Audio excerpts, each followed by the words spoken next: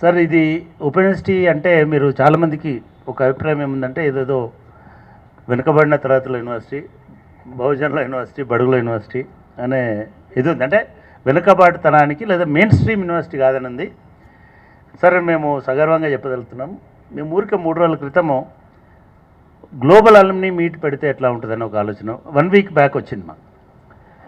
సరే, global alumni meet అని IIT వాళ్ళు పెడుతున్నాం లేదా యూనివర్సిటీ ఆఫ్ హైదరాబాద్ వాళ్ళు పెడుతున్నాం రాముల్లాగా, అది కొంత నిజంగానే అన్ని చోట్ల మన వాళ్ళు ఉంటారనే ఫీలింగ్ ఉంటుంది కదా, మనం ఎందుకు అనేటువంటి అనుమానం కూడా వచ్చింది. సరే, ఎందుకైనా మంచిది ట్రై చేద్దాం అనుకుని జస్ట్ 3 డేస్ మాత్రమే మేము దీనికి సంబంధించిన ఏర్పాట్లు చేసుకుంటూ ఉన్నాం. అసలు మాకు చాలా ఆశ్చర్యంగా, నేను ఒక 25 సంవత్సరాల కింద మా అలుమ్నిని వెతుక్కుంటూ ఎవరు బాగుపడ్డారు యూనివర్సిటీ వల్ల అని అనుకున్నప్పుడు ఒక 100 మంది కనిపించారు.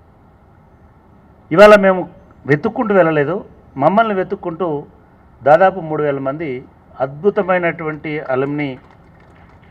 అంటే నేను జస్ట్ కొన్ని చెప్తాను. ఏ చదువు లేకుండా పెళ్ళైన తర్వాత పిల్లలైన తర్వాత ఒక తాండాలోంచి ఇక్కడ ఒక యూనివర్సిటీ ఉందని వచ్చి ఇక్కడ చదువుకున్నటువంటి ఒక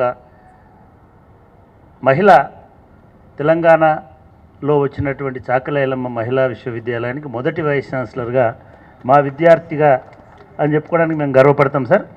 అట్లాగే ఇవాళ దేశంలోనే అత్యంత సంపన్నమైనటువంటి అత్యంత కాంప్లికేట్ అయినటువంటి సింగరేణి కాలరీస్ కార్పొరేషన్ మొత్తం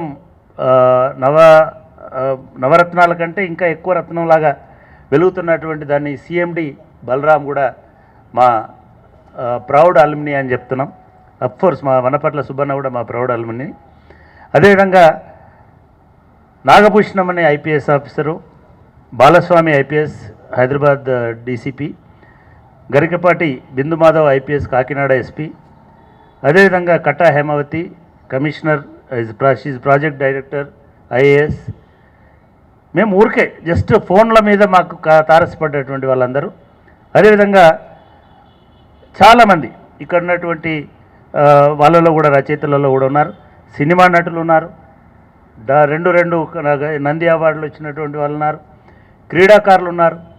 మాకు ఇంకా వాళ్ళని మేము అంబటి రాయుడు మా స్టూడెంటు, చెస్లో 2-3 ప్రముఖ క్రీడాకారులు మా విద్యార్థులు. అదేవిధంగా విజయలక్ష్మి అని చాలామందికి ఇక్కత్ గురించి తెలుసు, ఒక చేనేత కార్మికురాలు, ఒక దారం పోగుల్ని తీసుకుంటూ 5 రూపాయలు 10 రూపాయల జీతంకు ఉన్నటువంటి ఒక కార్మికురాలు మా స్టూడెంట్గా చేరి ఒక పెద్ద ఎంటర్ప్రినర్ అయి ఇవాళ దాదాపు ఏడాదికి 5 కోట్ల టర్నోవర్తో ఒక పెద్ద సంఘాన్ని అక్కడ నడిపిస్తున్నటువంటి వ్యక్తి విజయలక్ష్మి గారు. వీళ్ళందరూ ఎల్లుండి మా దగ్గరికి వస్తున్నారు. వాళ్ళు ఇక్కడ ఇది చేస్తున్నాం సార్. ఇది గ్లోబల్ ఎట్లా అవుతుందని మీలాంటి జర్నలిస్టులకు అనిపించవచ్చు సార్. దీంట్లో దాదాపు 7 ఖండాల నుంచి, 7 కాదు 5 ఖండాల నుంచి 13 మంది మా అద్భుతమైనటువంటి ప్రతిభ కల్పించిన, మళ్ళీ అద్భుతం అంటున్నాను, ప్రతిభ కనపరిచినటువంటి వ్యక్తులు. అంటే అంబేద్కర్ అడుగుజాడలు అనేటివి, అంబేద్కర్ ఓపెన్ యూనివర్సిటీ అడుగుజాడలు అనేటివి ఇవాళ దేశంలో ఉన్నటువంటి అన్ని ఖండాలలో పడుతుంది సార్. ఎల్లుండి ఆ కార్యక్రమం, రేపు సాయంత్రం ఆ కార్యక్రమాన్ని మేము నిర్వహిస్తున్నాం జూమ్లో. వీళ్ళందరూ ఆస్ట్రేలియా నుంచి, లండన్ నుంచి, కెనడా నుంచి, యుఎస్ నుంచి, జర్మనీ నుంచి, రియాద్ నుంచి, దుబాయ్ నుంచి,